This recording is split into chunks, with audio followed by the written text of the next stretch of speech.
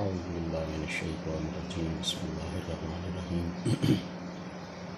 अस्सलाम वालेकुम अज़ीज़ तलबा व तमाम तलबा जो BS फ़िज़िक्स, BS मैथमेटिक्स या BS कंप्यूटर साइंस में हैं और वो कैलकुलस का पेपर देना चाहते हैं, इन सब के लिए ये कोर्स बहुत इम्पोर्टेंट है। ख़ास तौर पर GC यूनिवर्सिटी फैसलाबाद के एफिलिएटेड कॉलेज में, खा वो गवर्नमेंट कॉलेज झंग हो, गवर्नमेंट कॉलेज समुंदरी हो, गवर्नमेंट कॉलेज टोबा हो, इस्लामिया कॉलेज सरगोदा रोड हो, municipal degree college Abdullahpur, government college Jaranwala हो, government college of science Samanabad हो या फिर गवर्नमेंट कॉलेज समनाबाद। ये सारे कॉलेजेस इनके तलबा जो BS मैथ या BS physics, BS computer science में एफिलिएट हो रहे हैं, कैलकुलस के ये लेक्चर्स इनके लिए नहायत ही अहमियत के हैं। हमारा एक टॉपिक चल रहा है मोनोटॉनिक सीक्वेंसेस। आज थोड़ा सा ज़रा इस पर मज़ीद एग्ज़ाम्पल्स के साथ बात करते हैं, क्योंकि कुछ तलबा ने क्वेश्चन किया है, सवाल किया है कि सर ज़रा वजाहत कर दें मज़ीद एग्ज़ाम्पल्स के साथ ताकि ये क्लियर हो जाए। तो मैं आपके सामने इसे मज़ीद वाज़ेह करता हूँ। मोनोटॉनिक सीक्वेंस, मोनोटॉनिक सीक्वेंस ये ऐसे सीक्वेंस होते हैं जिनके बारे में हम ये राय इख्तियार करते हैं कि always moving in one direction, यानी ये यूनी डायरेक्शनल सीक्वेंस होते हैं, या हम कह सकते हैं ये moving along one direction.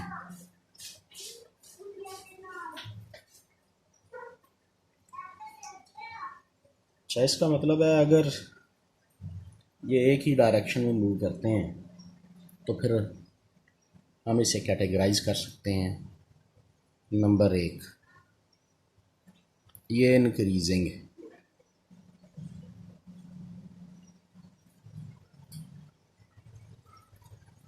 Increasing को मैं इस तरह अपवर्ड एरो से शो करूँ, और अगर मैं इसकी ग्राफिकल रिप्रेजेंटेशन देखूं तो इसकी ग्राफिकल रिप्रेजेंटेशन इस अंदाज से होगी।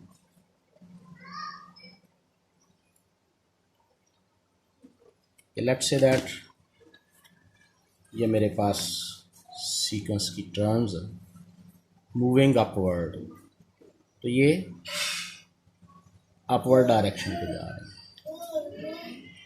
ठीक है। और जब इसकी टर्म्स लिखी जाएंगी तो वो इस अंदाज से होंगी।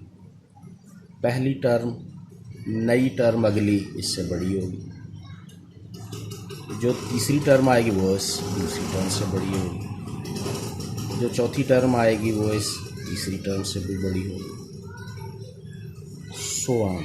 हर नई आने वाली टर्म पिछली टर्म से बड़ी होती चली जाएगी। आपको एक ऐसा फार्मूला बताते हैं जो कि पिछली हमारी वीडियो में डिस्कस नहीं हुआ था। वो फार्मूला ये है कि कोई सीक्वेंस अगर इंक्रीजिंग है तो पहली term divided by second term less than equal 1। अगर ये रिज़ल्ट साबित हो जाए तो फिर समझ लीजिए ये इंक्रीजिंग सीक्वेंस है। अच्छा, अब ज़रा लगे बंदे हाथ में जो इसकी दूसरी सूरत है डिक्रीजिंग सीक्वेंस, उस पर भी बात कर लेते हैं।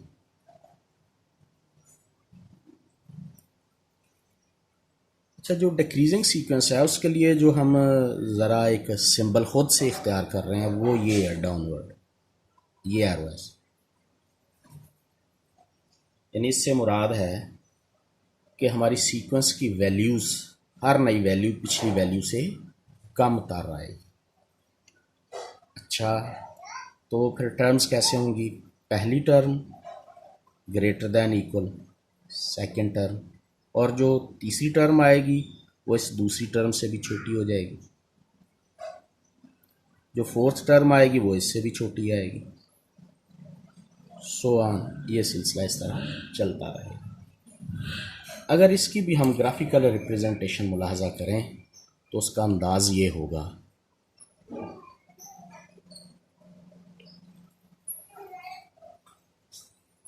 यानी ये टर्म्स ये देखिए इस तरह से नीचे आ रही हैं, तो ये चूँकि डाउन आ रही हैं ये देखिए, इसलिए ये डिक्रीजिंग सीक्वेंस कहलाएगा। अब यहाँ भी हम एक फार्मूला वज़ा करना चाहते हैं जिससे हम कह सकें कि वो फार्मूला देखकर हमें पता चल जाए कि वाकई ये डिक्रीजिंग सीक्वेंस है। वो फार्मूला है क्या जो हमें ये बताएगा वाकई डिक्रीजिंग? वो ये है कि A1 डिवाइडेड बाय A2, पहली और दूसरी टर्म की जब रेशो ली जाएगी तो वो ग्रेटर दैन इक्वल 1 आएगा। लो जी, ये एक हमने डिक्रीजिंग का फार्मूला भी तय कर लिया। अच्छा, अब जो नॉन इंक्रीजिंग या नॉन डिक्रीजिंग है, या जिसे हम इंक्रीजिंग या डिक्रीजिंग में नहीं डाल सकते, उसकी ग्राफिकल रिप्रेजेंटेशन भी ज़रा मुलाहजा कर लीजिए कि ये हमारे पास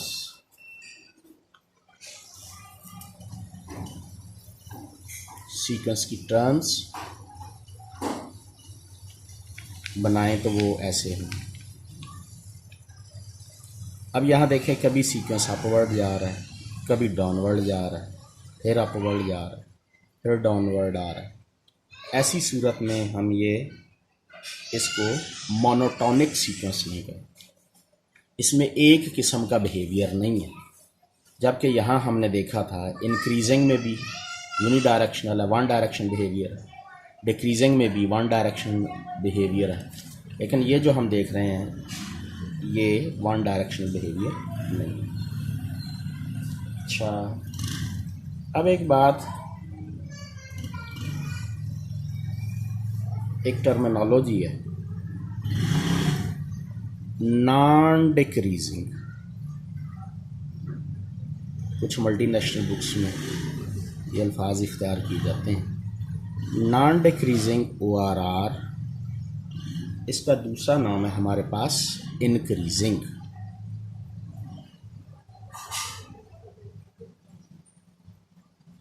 नॉन डिक्रीजिंग का दूसरा नाम क्या है जी? इंक्रीजिंग।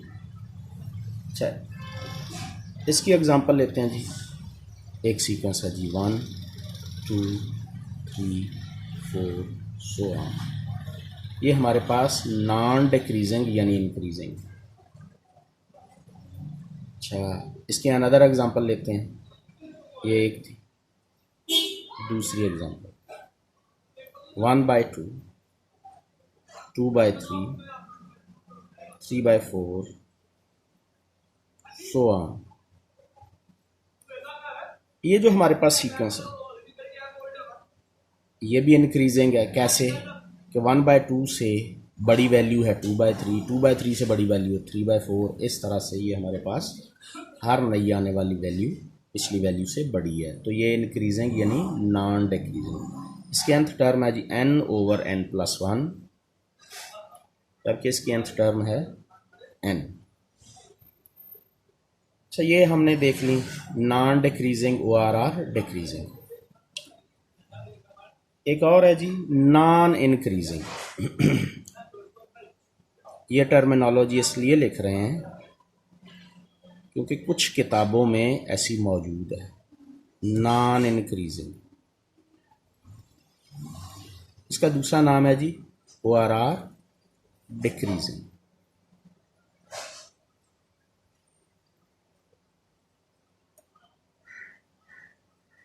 मिसाल है ये 1/2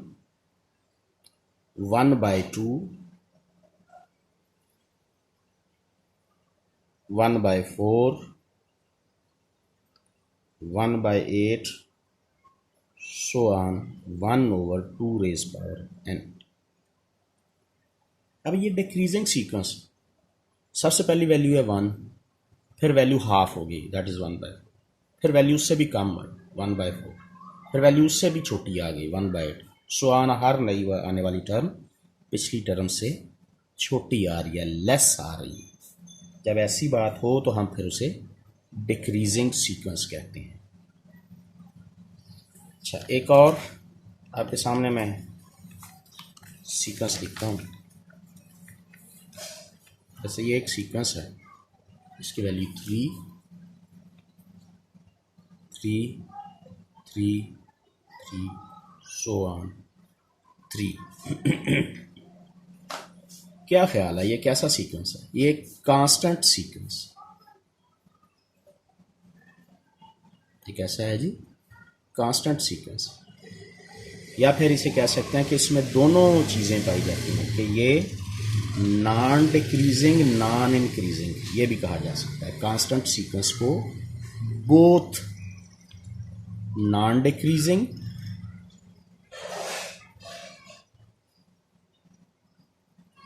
और आर नॉन इंक्रीजिंग।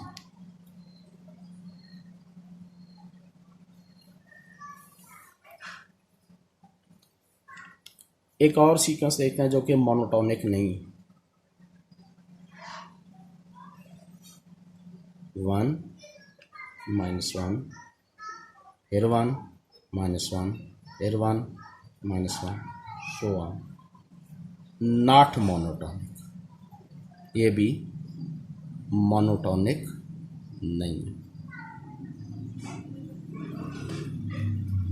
अच्छा, ये तो हमने वो एग्जांपल्स डिस्कस की हैं जिन एग्जांपल्स में सीक्वेंस की टर्म्स हमारे पास पहले से लिखी हुई है या हमने लिख ली थी। अब आपके सामने ऐसी एग्जांपल्स रखना चाह रहे हैं जिसमें सीक्वेंस की टर्म्स खुद वज़ा करेंगे हमारे पास, जबकि सिर्फ और सिर्फ nth टर्म का इम्कान मौजूद है।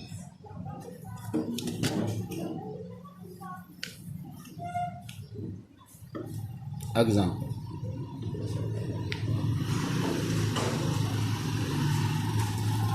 एक और मोनोटोनिक सीक्वेंस लेना चाह रहे हैं जी।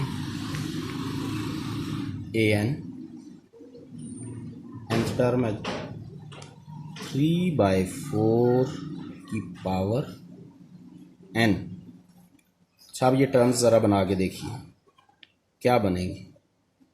1 पावर दें 3/4, 2 पावर पर 9/16,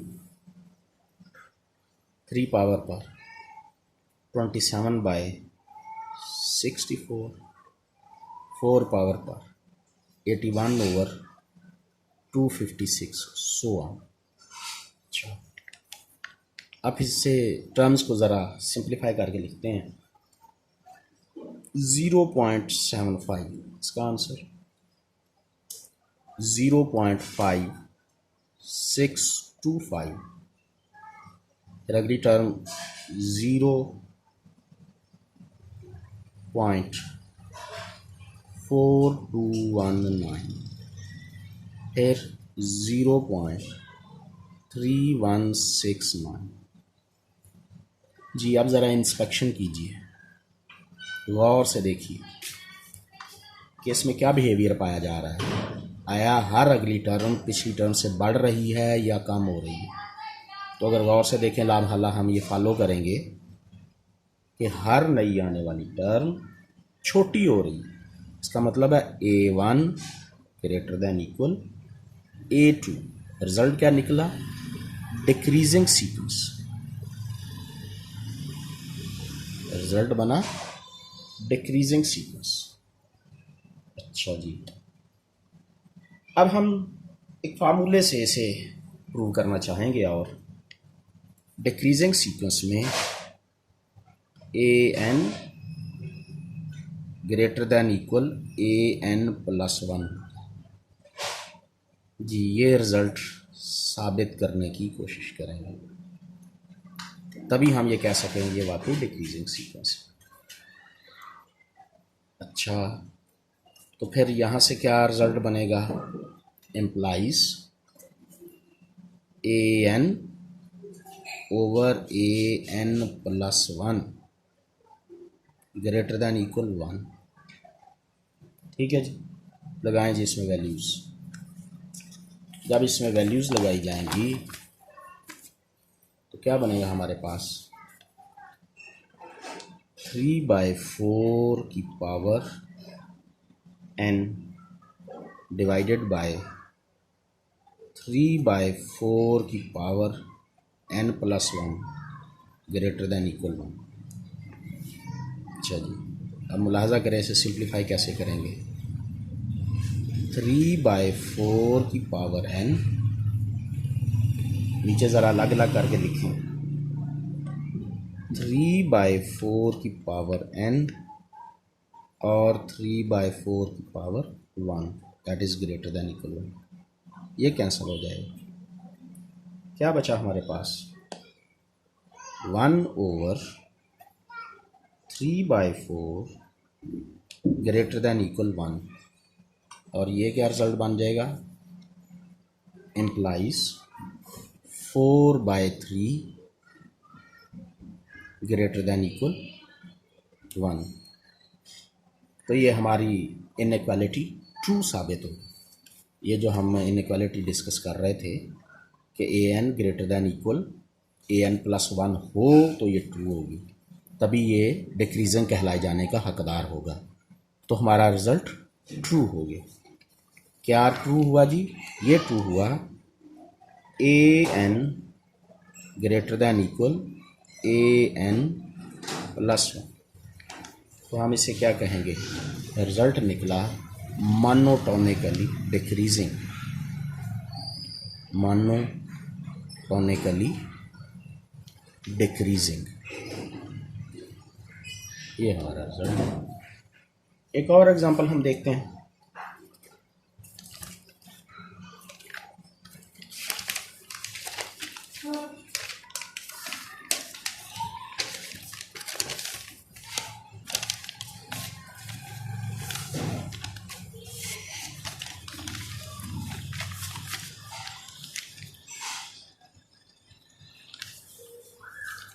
example,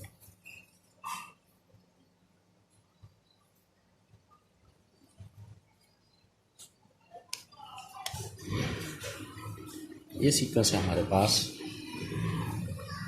an 3n over n plus 2। ये nth टर्म दी हुई है।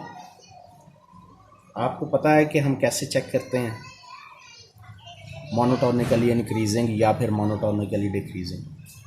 तो चेक करने का तरीका है कि nth टर्म में हम 1 लगाएं, 2 लगाएं, 3 लगाएं, 4 लगाएं एंड सो ऑन, ताकि हमें इसकी टर्म्स मिलना शुरू हों। तो जब वो लगाएंगे हम, तो हमारे पास सबसे पहले 1 लगाने पर 1, 3/2, 9/5 और 2, ये है जी सीक्वेंस। ठीक है, कैसे भला बना, जब हमने 1 लगाया, 3 × 1, 1 + 2 दैट इज़ 3/3 = 1। चलिए अब 2 भी पुट करके देख लेते हैं। 3 × 2, 2 + 2 दैट इज़ 6/4 दैट इज़ 3/4। अब आपने मुलाहजा किया कि पहली टर्म 1, दूसरी 3/2, लाइकवाइज अगली 9/5 और फिर उससे अगली 2 आएगी। अच्छा जी, अब ज़रा देखिए और ख़ुद फैसला कीजिए कि पहली 1 है, फिर अगली 3/2 यानी 1.5। इसको ऐसे लिख लेते हैं, पहली टर्म 1, फिर 1.5, फिर 1.8, फिर 2, सो ऑन। ये हमारी टर्म्स है। अब इसे कहते हैं इंस्पेक्शन। आप देखें, गौर करें तो आपको पता चलेगा ये क्या हो रहा है, क्या बन रहा है। ये है जी मोनोटोनिकली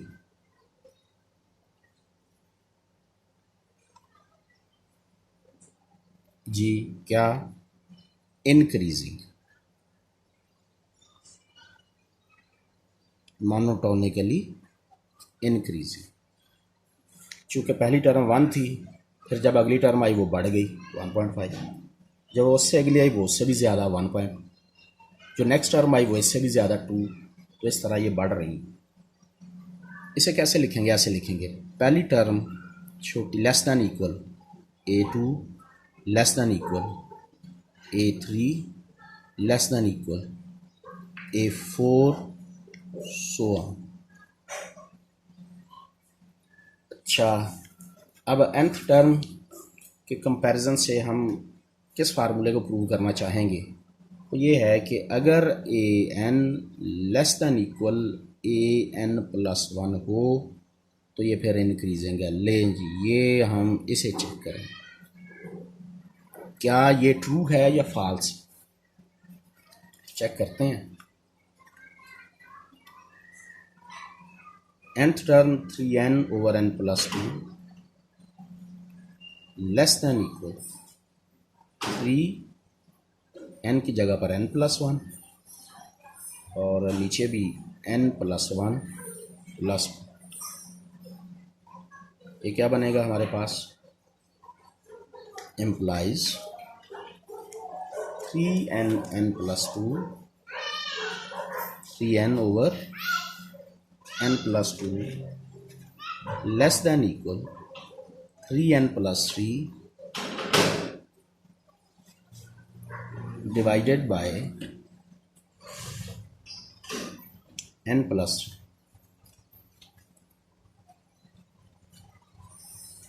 क्रॉस मल्टीप्लिकेशन लेते हैं, क्या रिजल्ट आता है क्रॉस मल्टीप्लिकेशन करने से? हमारे पास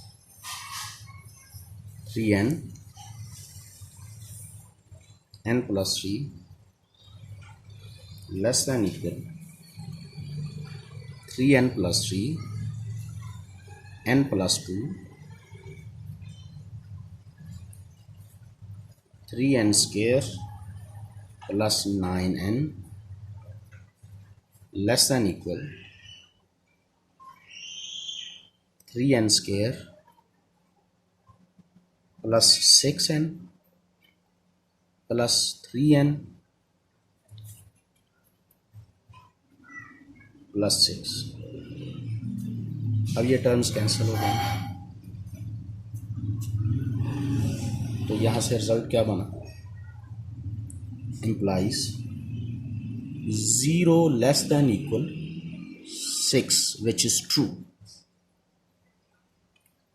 तो फिर क्या बात साबित होगी? ये साबित हो गया कि an less than equal an+1। It means that the given sequence, ये जो सीक्वेंस था, this is monotonically increasing sequence.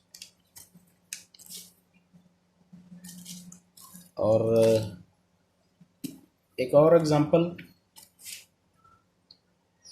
हमारे पास जो कि स्टूडेंट्स बुक में है, उसे डिस्कस करते हैं। उसको मैं आपको ज़रा हिंट देता हूँ। तो आज हमने 3 स्टाइल में काम देखा। पहला स्टाइल हमारा कौन सा था? पहला हमारा ये स्टाइल था, मैं दोबारा आपके सामने रखता हूँ, कि हमारे पास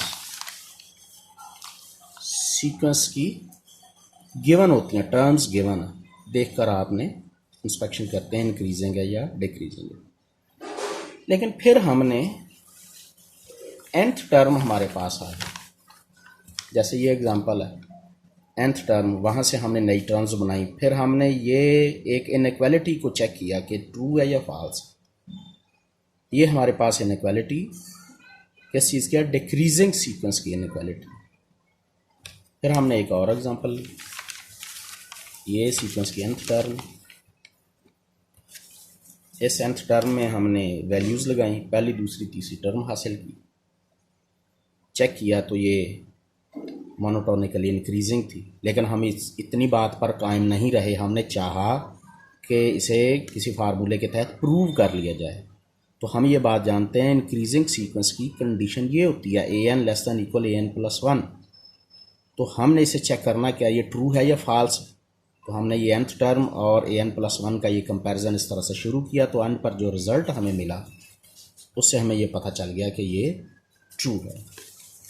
अब एक और एग्जांपल जो कि डिस्कस की जाती है अमूमन किताब में, वो है जी कि हमारे पास एक सीक्वेंस की nth टर्म है a n equal natural log n over n, natural log n over n। ये हमारे पास चेक करने का एक तीसरा स्टाइल होगा। पहला स्टाइल इंस्पेक्शन मेथड से, दूसरा स्टाइल स्टेटमेंट को चेक करना ट्रू है या फॉल्स है। अब यहाँ हम इसे इस तरह से चेक करेंगे कि हमारे पास एक प्रॉपर्टी है कि ये nth टर्म एज एक फंक्शन लिया जाएगा एफ एन, जो कि क्या होगी natural log n over n।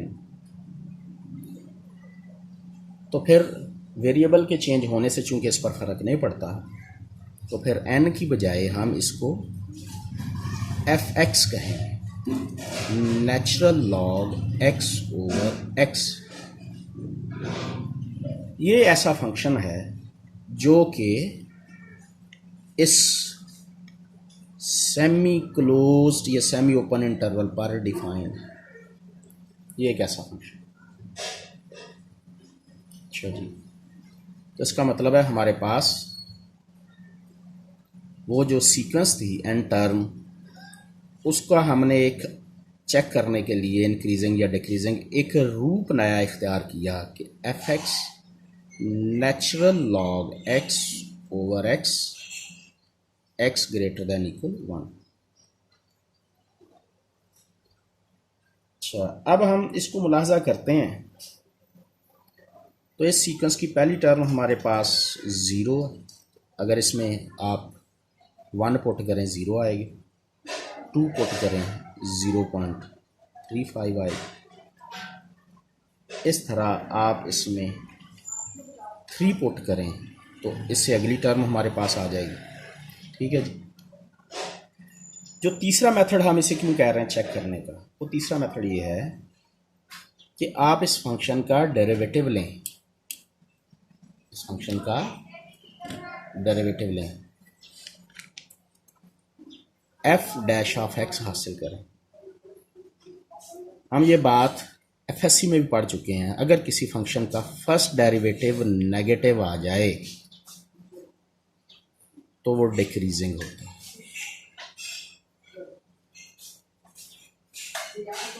ये पहली बात। दूसरी बात, अगर किसी फंक्शन का फर्स्ट डेरिवेटिव पॉजिटिव आ जाए तो वो इंक्रीजिंग होता है। अब ये जो हमारे पास एफ एक्स है, आप इसका फर्स्ट डेरिवेटिव हासिल करें तो फर्स्ट डेरिवेटिव हमारे पास 1 minus natural log of x over x square. ये हमारे पास जो डेरिवेटिव आया है, ये डेरिवेटिव नेगेटिव होगा, लेस देन 0 वैल्यू होगी फॉर ऑल एक्स। अगर 3 या 3 से बड़ी कीमत लगाएंगे तो ये नेगेटिव वैल्यू देगा। तो इसका मतलब है हमारे पास ये रिज़ल्ट आया, ये बात साबित हो गई कि ये जो सीक्वेंस है ये natural log n over n, ये फर्स्ट 2 टर्म्स के लिए इंक्रीजिंग, बट डिक्रीजिंग होगा ये किसके लिए,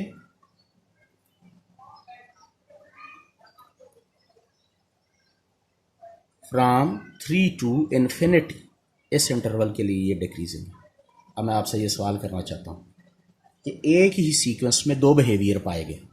पहली 2 टर्म्स के लिए तो ये इंक्रीजिंग है, लेकिन फिर ये 3 से नेक्स्ट ऑनवर्ड जितनी भी टर्म्स आएंगी वहाँ पर डिक्रीजिंग है। तो डबल बिहेवियर पाए जाने से इसको हम लिखेंगे not a monotonic sequence, not a monotonic sequence. अब थोड़ा सा काम नोट फरमाएं आप as a assignment. Thomas calculus chapter 1 chapter 10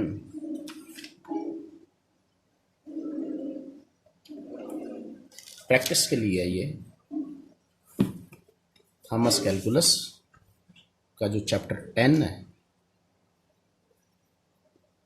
उसकी एक्सरसाइज 10.1 इसके क्वेश्चन 1 to 98 प्रैक्टिस क्वेश्चंस हैं। ये आपने ज़रा देखने सॉल्व करने।